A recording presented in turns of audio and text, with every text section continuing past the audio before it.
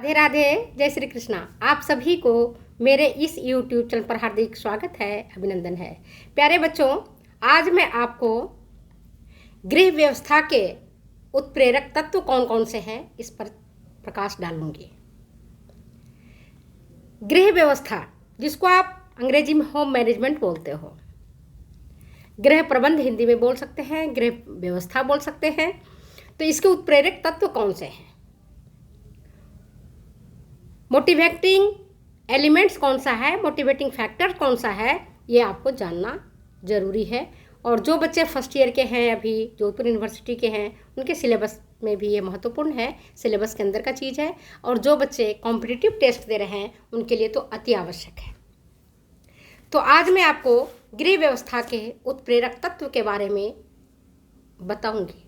पहले हम समझते हैं गृह क्या होता है, व्यवस्था किसको कहते हैं और उत्प्रेरक क्या चीज़ है।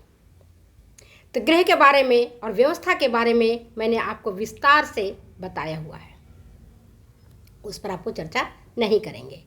एक रह गया उत्प्रेरक तत्व, जिसको हम प्रेरणा भी कह सकते हैं। प्रेरणा कहते हैं, अभिप्रेरणा कहते हैं, उत्प्रेरणा कहते हैं, उत्प्रेरक कहते हैं, कई सारे इसके पर्यायवाची नाम हैं। तो आपको कंफ्यूज नहीं होना है। अगर कहीं प्रेरणा आए या कहीं उत्प्रेरणा आए, कहीं अभिप्रेरणा आए, तो तीनों सेम थिंग है, तीनों में कोई डिफरेंसेस नहीं है। ठीक है। तो इसके गृह व्यवस्था के जो उत्प्रेरक तत्व हैं वो मुख्य तीन हैं। पहला है आपका वैल्यू, दूसरा है आपका गोल और तीसरा है स्टैंडर्ड। कौन कौन से हुए? वैल्यू, गोल, स्टैंडर्ड। अब ये देखते हैं कि तीनों में वैल्यू, गोल और स्टैंडर्ड, जिसको हम हिंदी में बोलेंगे मूल्य, लक्ष्य और स्तर। मूल्य, इन तीनों में घनिष्ठ संबंध है, एक दूसरे से इस तरह से जुड़े हुए हैं। वैल्यू, गोल, स्टैंडर्ड, ये तीनों एक दूसरे से अंतर संबंधित है, इंटर रिलेटेड है। तीनों को अलग आप नहीं कर सकते हो। इनमें से जो सबसे इम्पॉर्टेंट है, सबसे ज़्यादा जो महत्वपूर्ण है, वो है आपका वैल्यू। ये इस तरह का त्रिभुज बनता है ना। त्रिभुज बनेगा और इस त्रिभुज का जो केंद्र बिंदु है वो होता है मूल्य। केंद्र बिंदु में मूल्य है, सबसे ज़्यादा इंपॉर्टेंट है, और ये तीनों इंटरकनेक्टेड होते हैं एक दूसरे से। और ये लक्ष्य और स्तर की तुलना में मूल्य सबसे ज़्यादा महत्वपूर्ण है, लेकिन अधिक अस्पष्ट है, अनिश्चित है और आत्मगत है। कहना तो बहुत आसान होता है वैल्यू, लेकिन जब इसको हम डिफाइन करते हैं, जब इसको हम परिभाषित करने की बात करते हैं, तब इसको परिभाषित करना थोड़ा मुश्किल होता है। ये कैसा है? अधिक अस्पष्ट है, अधिक अनिश्चित है, अधिक आत्मगत है।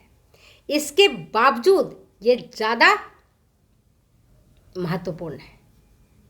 आप कहते हो ना, जे डेली बोलचाल की भाषा में आप क्या कहते हो? अरे उसकी बात की बात, कोई वैल्यू नहीं है। जो फ्रेंड या जो परिवार के एक सदस्य हैं या समाज को कोई व्यक्ति है, अगर वो कुछ बोलता है या कोई स्टेटमेंट देता है, तो क्या कहते हैं? उसकी कोई वैल्यू नहीं है, उसकी बातों पर विश्वास मत करो, उसकी बातों को मत मानो। क्यों कह रहे हो? इसलिए कह रहे हो कि उसकी वैल्यू नहीं है। और वही परिवार के एक सदस्य है जिसने जो कुछ कह दिया वो लकीर बन गया। उनकी बात को आपको मानना है, क्योंकि उनकी बातों को वैल्यू देते हो। वैल्यू है, उस व्यक्ति ने अपने आप को निर्माण किया, उसका व्यक्तित्व इस तरह से है कि जो बोलता है वो पत्थर का लकीर बन जाता है। जो कहता है उसका स्टेटमेंट, उसका वाक्यांश कोट करने लायक होता है।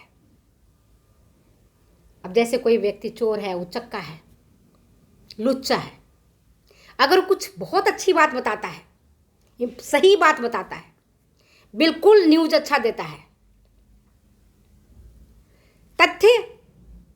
तथ्यों को इतना अच्छा से वो प्रेषित करता है, उसके बावजूद भी आप कहोगे कि वो, उसकी बात का कोई वैल्यू नहीं, वो जो कह रहा होगा गलत ही होगा, वो ठीक नहीं होगा, क्योंकि व्यक्ति ही सही नहीं है। वो व्यक्ति सही नहीं है, उसकी बात को सही कैसे मान सकते हैं, जबकि उस व्यक्ति ने बिल्कुल सही बात बताया है, लेकिन उसकी समाज में वैल्यू नहीं है, परिवार में वैल्यू नहीं है, तो उसकी बात को नज़रअंदाज कर दिया जाता है, उसको कोई मूल्य नहीं रखा जाता है, उसकी बातों का महत्व नहीं दिया जाता है। ठीक है, तो हम देखते हैं कि वैल्यू अधिक आत्मगत होता है, मतलब हर व्यक्ति का के जीवन में मूल्यों का अपना अलग स्थान है। कोई व्यक्ति सत्य को, कोई ईमानदारी को महत्व देता है, तो कोई व्यक्ति धन को महत्व देता है, कोई विद्या को महत्व देता है, और उसी तरह से उसके मूल्य बनते चले जाते हैं। कुछ लोग सोचते हैं कि हमें धन अर्जित करना है, एन केन प्रकारेण, किसी भी तरह से हमारे पास चाहे बेईमानी करना पड़े, चोरी करना पड़े, उच्चक्कागिरी करना पड़े, हमें तो करनी ही है, बेईमानी करके ही हमको धन इकट्ठा करना है। इसी तरह से समाज में आप ऐसे भी देखते हो कि कई व्यक्ति ऐसे होते हैं जो विद्या अर्जन करने के लिए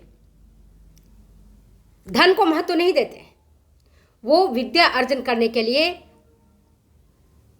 दिन रात जाग करके, नींद पर नियंत्रण करके, भूख पर नियंत्रण करके विद्या अर्जन करते हैं।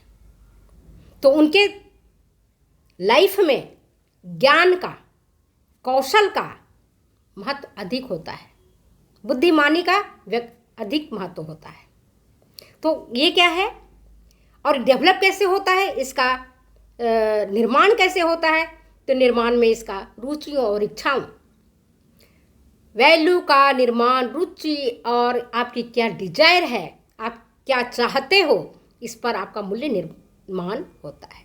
जैसे कोई धन चाहेगा, उसकी इच्छा क्या होगी, धन अर्जित करने के लिए, कैसे भी वो धन अर्जित करेगा, दिन रात जाके मेहनत करेगा, बेईमानी करके धन अर्जित करेगा, नौकरी करके धन अर्जित करेगा, व्यवसाय करके धन अर्जित करेगा, क्योंकि उसकी जो इच्छा है, उसकी जो रुचि है, वो है धन अर्जित करने का।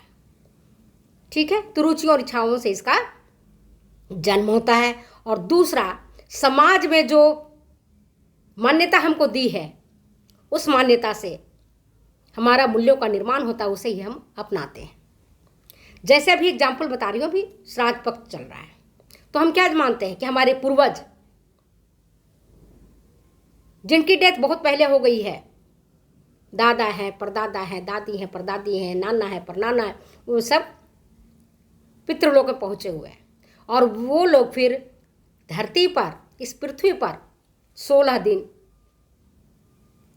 आते हैं, और हम जो उनके वंशज हैं वो उनको पितृतर्पण करते हैं, उनको हम जल देते हैं, प्रसाद देते हैं, धूप दीप देते हैं, जगह जगह पितृतर्पण करवाया जाता है। गंगा के तट अभी देखोगे, अब बनारस में है, गया है, बहुत श्राद्ध पक्ष के लिए ये इम्पोर्टेंट माना जाता है।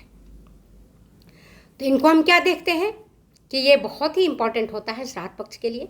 तो ये ऐसा कैसे है, हमने उनको देखा, केवल हमें समाज ने ऐसी मान्यता दी है, हमारे धर्म ने ऐसी मान्यता दी है, हमारी संस्कृति ने ऐसी मान्यता दी है, इसलिए हम उनको अपनाते हैं, उन मूल्यों को हम अपना रहे हैं। इसी तरह से देखो, नवदुर्गा स्थापना होता है, इसके बाद दशहरा आएगा, तो हम कहते हैं कि दशहरा आने के बाद जितने भी हिंदू धर्म के जो लोग हैं, जो हिंदू धर्म को मानते हैं, वो कहते हैं कि अब हमारे जो कार्य हैं, शुभ कार्य अब प्रारंभ हो जाएंगे। शादी विवाह से लेकर के, मुंडन से लेकर के, मकान का मुहूर्त करना, जो भी शुभ कार्य हैं वो दशहरा के पश्चात शुरू हो जाते हैं। कहते हैं विजयदशमी के दिन 10 दरवाजे खुल जाते हैं और शुभ कार्य प्रारंभ हो जाता है। ये किसने बताया? ये हमारे धर्म ने बताया। इसी प्रकार से जिसके जो धर्म हैं, जो सिख हैं, ईसाई हैं, मुस्लिम हैं, वो अपने अपने धर्मों के अनुसार काम करते हैं। जैसे रोज़ा रखते हैं पूरे 1-1 महीना के लिए, ईसाई अपना धर्म को अपनाते हैं, चर्च में जाते हैं, माथा टेकते हैं। सिख है, वो अपने धर्मों के अनुसार काम करते हैं। तो हमारा जो धर्म है, हमारी जो समाज में मान्यता मिली है, उसके अनुसार हम अपने कार्यों को करते हैं। और अब देखते हैं कि मूल्य का उद्देश्य क्या है। मूल्य का उद्देश्य है जीवन मूल्यों का निर्माण करना। जीवन मूल्यों का निर्माण करना इसका मुख्य उद्देश्य है। लेकिन वर्तमान में क्या हो रहा है, क्या देख रहे हैं वर्तमान में? वर्तमान में हम ये देख रहे हैं व्यक्ति अपने जीवन मूल्यों को खो रहा है, संस्कृति को खो रहा है। मूल्य अब नीचे जा रहे हैं, मूल्य ऊपर नहीं उठ रहे हैं। और एक पीढ़ी में जो कट्टरता था धर्म के प्रति, अपने परिवार के को बचाने के प्रति, आज देख रहे हो भारत में भी भोगवादी संस्कृति आ रही है। भारत में पहले भोगवादी संस्कृति नहीं थी, भारत में वर्तमान में भोगवादी संस्कृति आ रही है। इसका परिणाम देखते हो, अब कोई लोग कहते हैं पीढ़ी अंतराल है, पीढ़ी अंतराल के कारण ये संस्कृति में डिफरेंस जा रहा है। हमारे माता पिता जितने धर्मों को मानते थे, जितनी संस्कृति को आगे बढ़ाते थे, शायद हम उतना धर्म को नहीं मानते हैं और संस्कृति को आगे बढ़ाने में हम उतना सक्षम नहीं हैं। और अब देखते हैं कि हमारे आने वाली जो पीढ़ियां हैं वह भी धीरे धीरे संस्कृति को खोते जा रही है।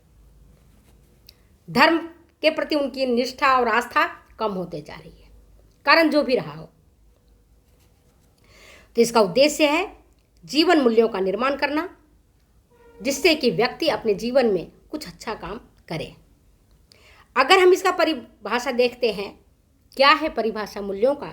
ऐसे तो मैंने कहा ना कि परिभाषित करना जितना कहना आसान है उतना मुश्किल है इसको परिभाषित करना। आपके क्या मूल्य हैं, हमारे क्या मूल्य हैं, पड़ोसी के क्या मूल्य हैं, समाज के क्या मूल्य हैं, उसको देख करके पता नहीं लगाया जा सकता है, क्योंकि ये आत्मगत होता है, अस्पष्ट होता है, अनिश्चित होता है। और वर्तमान में तो आप देखते हो व्यक्ति क्षण में बदल जाता है। जैसे परिस्थितियां बदलती हैं, लोगों के मूल्य भी बदल जाते हैं। परिस्थितियां बदला, समय बदला, माहौल बदला, मूल्य बदल गए। और इसका उदाहरण मैं सबसे अच्छा देती हूँ कि कोई गवाह देने जाता है, आप देखते हो कि किसी के साथ बलात्कार हुआ, किसी के घर में चोरी हुई, आपने देख लिया उसको, आपका मन कर रहा है कि मैं इसके विरुद्ध गवाही दूं, इसने किया है, इसने बलात्कार किया, हमने देखा जा करके। लेकिन अगर वही व्यक्ति आपको घर में आकर के डराता है, धमकाता है कि अगर मेरे विरुद्ध मुंह खोला मार देंगे, तुम्हें मार देंगे, तुम्हारे परिवार वाले को मार देंगे, आप क्या करते हो? बदल जाते हो, अपने आप को बदल लेते हो कि छोड़ो, क्या करना, क्या करना है। परिवार वाले भी आपको समझा देते हैं कि क्या करना है, तुम्हें क्यों फालतू में फंस रहे हो, फालतू में तुम क्यों बातें कर रहे हो, छोड़ो, जो हुआ सो होने दो, तुम्हें क्या पड़ी है। संसार में ऐसे लोग आते जाते रहते हैं। फिर क्या होता है, यहाँ पर मूल्य बदल जाता है, बदलता है कि नहीं। तो चलो मैं अपने वक्तव्य को यहीं विराम देती हूँ, फिर मिलती हूँ अगली वीडियो में अगली बातों के साथ। तब तक दो इजाज़त मुझे जाने के लिए। अगली वीडियो में मैं आपको बताऊँगी गृह व्यवस्था के उत्प्रेरक तत्व में जो मूल्य मैंने पढ़ाया है उसके विशेषताओं के बारे में, क्या कैरेक्टरिस्टिक्स है इसकी। Okay, bye.